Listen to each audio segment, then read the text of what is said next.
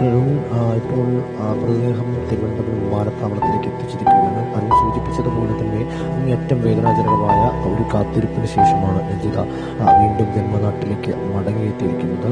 കുടുംബാംഗങ്ങൾ ഈ മൃതദേഹം ഏറ്റുവാങ്ങുന്നതിന് വേണ്ടി തിരുവനന്തപുരം ഡൊമസ്റ്റിക് എയർപോർട്ടിലേക്ക് എത്തിച്ചേർന്നിട്ടുണ്ട്. അതിനോടൊപ്പം തന്നെ സംസ്ഥാന സർക്കാരിന്റെ ഭാഗമായി തന്നെ മന്ത്രിമാരായ വി ശിവൻകുട്ടി, GR അനിൽ, അതിനോടൊപ്പം തന്നെ CPM ജനറൽ സെക്രട്ടറി ആയിട്ടുള്ള MA ബേബി, CPM സംസ്ഥാന secretary MV Govindan, Thiruvanchoor Radhakrishnan MLA തുടങ്ങിയവർ ഈ മൃതദേഹം സ്വീകരിക്കുന്നതിന് വേണ്ടി ഏറ്റുവാങ്ങുന്നതിന് വേണ്ടി തലസ്ഥാനത്തെ വിമാനത്താവളത്തിലേക്ക് എത്തിയിട്ടുണ്ട്. ഇവിടെ അധിക നേരം പൊതുദർശനം ചടങ്ങുകളൊന്നും ഉണ്ടാവുകയില്ല. ഔദ്യോഗിക നടപടിക്രമങ്ങൾ പൂർത്തിയാക്കിയതിനു ശേഷം ഉടൻ തന്നെ ഇവിടെ നിന്ന് റോഡ് മാർഗം പത്തനംതിട്ടയിലെ സ്വദേശമായ പുല്ലാടിലേക്ക് മൃതദേഹം കൊണ്ടുപോകും. ഇന്നലെയാണ് DNA പരിശോധനകൾ പൂർത്തിയാക്കി മൃതദേഹം തിരിച്ചറിഞ്ഞ് ഇങ്ങോട്ടേക്ക്, അതായത് ജന്മനാട്ടിലേക്ക് എത്തിക്കുന്നതിന് വേണ്ട നടപടിക്രമങ്ങൾ പൂർത്തിയാക്കിയത്. സഹോദരനടക്കമുള്ളവർ ഈ വിദേശത്തേക്ക് ചെന്നായിരുന്നു, അങ്ങോട്ടേക്ക് അഹമ്മദാബാദിലേക്ക് ചെന്നിട്ടായിരുന്നു ഈ നടപടിക്രമങ്ങൾ പൂർത്തിയാക്കിയത്.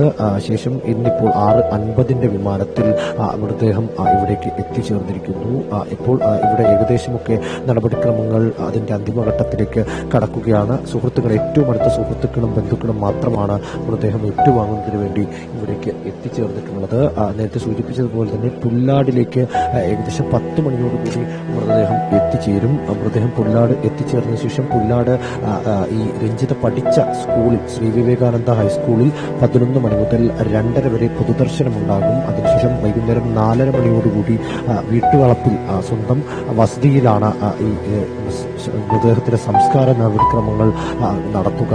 നമുക്കറിയാവുന്നതാണ്, അങ്ങേയറ്റം വേദനാജനകമായിട്ടുള്ള നാട്ടിലേക്ക് മടങ്ങി വരാനുള്ള തയ്യാറെടുപ്പുകൾ നടത്തിക്കൊണ്ടിരിക്കെ വെറും 3 ദിവസത്തേക്ക് മാത്രമുള്ള ഒരു യാത്ര, ആ യാത്ര കഴിഞ്ഞ് മടങ്ങുന്നതിനിടെയാണ് ഇത്തരത്തിൽ തീഗോളത്തിന്റെ രൂപത്തിൽ, വിമാനാപകടത്തിന്റെ രൂപത്തിൽ ജീവിതത്തിൽ നിന്നും മരണം രഞ്ജിനെ റാഞ്ചിയെടുത്തത്.